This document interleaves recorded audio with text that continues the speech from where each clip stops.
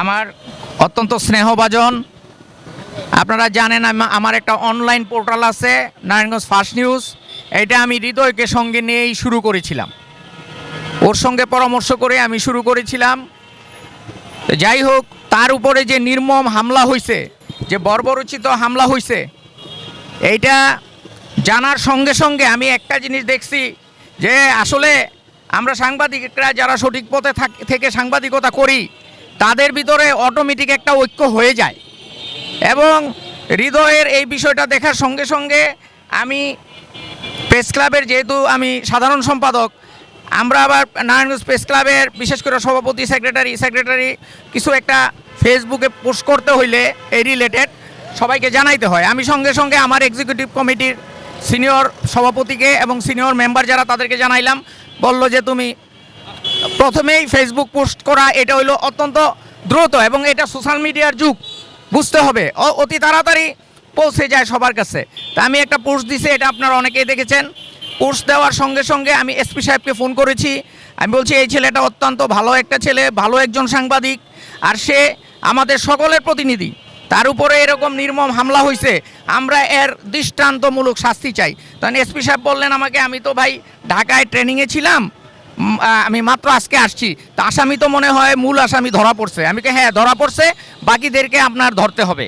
তারপরে এটা গেল ওই দিন, পয়লা দিন, ঘটনার দিন। তারপর গতকালকে আমরা প্রেস ক্লাব থেকে এসপি সাহেবের সঙ্গে সাক্ষাৎ করেছি, ডিসি সাহেবের সঙ্গে সাক্ষাৎ করেছি।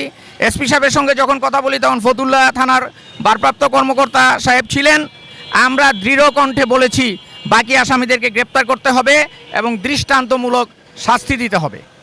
আরেকটি কথা আপনাদের উদ্দেশ্যে, আমাদের সাংবাদিক ভাইদের উদ্দেশ্যে আমি বলতে চাই, আমাদের ভিতরে একসাথে কাজ করতে গেলে ভুল বুঝাবুঝি থাকতেই পারে, কিন্তু কারো উপর আঘাত আসলে এইবার যেভাবে আপনারা ঝাঁপিয়ে পড়েছেন, আপনাদের প্রতি আমার আহ্বান থাকবে আমরা এভাবেই সবসময় ঝাঁপিয়ে পড়ব।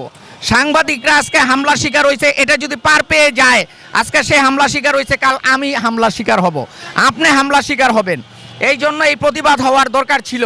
এই যে আজকে যারা প্রতিবাদের আয়োজন করেছেন তাদেরকেও আমি ধন্যবাদ জানাই। আর শুধু হামলা নয়, অনেক সাংবাদিক মিথ্যা মামলা শিকার হচ্ছেন।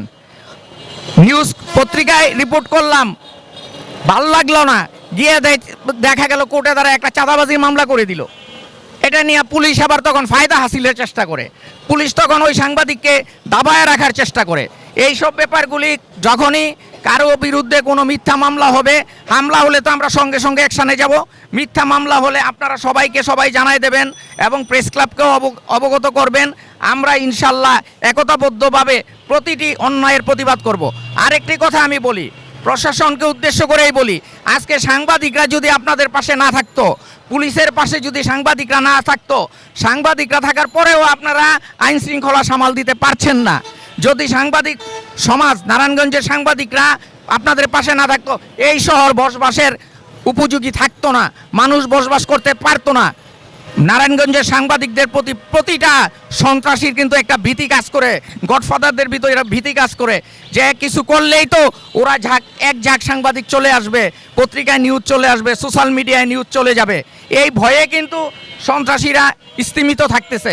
যদি সাংবাদিকরা এইভাবে আঘাতপ্রাপ্ত হইয়া চুপসে যায়, তাহলে কিন্তু এই শহর আর বসবাসের উপযোগী থাকবে না। তবে ব্যর্থ কণ্ঠে এইটুকুই বলতে চাই, নারায়ণগঞ্জের সাংবাদিকরা কিন্তু রক্ত দিয়ে এই শহরে শহীদ হয়েছে সাংবাদিকরা। সেই ইতিহাস হয়তো আমাদের এখানে ছোটো ভাইরা অনেকে জানেন না। আমরা কিন্তু তাদেরই বংশধর, আমরা কোনো রকম ছাড় দিব না। কোনো শহরে একটা ফ্যাসিস্ট সরকার বিদায় নিছে, ওই আমলে অনেক কিছু লেখা যেত না, সবাই জানেন, অনেক হিসাব করে লিখতে হতো। বর্তমান সরকারের আমলে কিন্তু এটা আমরা আশা করি না। অনেক এলাকায় অনেক রকমের অভিযোগ আমাদের কাছে আসতেছে। আমরা সাংবাদিকরা একতাবদ্ধ থাকলে আমাদের সমাজ সুন্দর থাকবে। আমি সকলের প্রতি একতাবদ্ধ থাকার উদাত্ত আহ্বান জানিয়ে এবং প্রশাসনের প্রতি এই মিলন বিশ্বাস হৃদয়ের উপর হামলার কঠোর নিন্দা করার পাশাপাশি কঠোর বিচারের, দৃষ্টান্তমূলক বিচারের, হাবিবের উপর হামলা হয়েছে এবং বাকি আসামিদের অতি দ্রুত গ্রেপ্তারের আহ্বান জানিয়ে আমি আমার বক্তব্য শেষ করছি। আসসালামু আলাইকুম।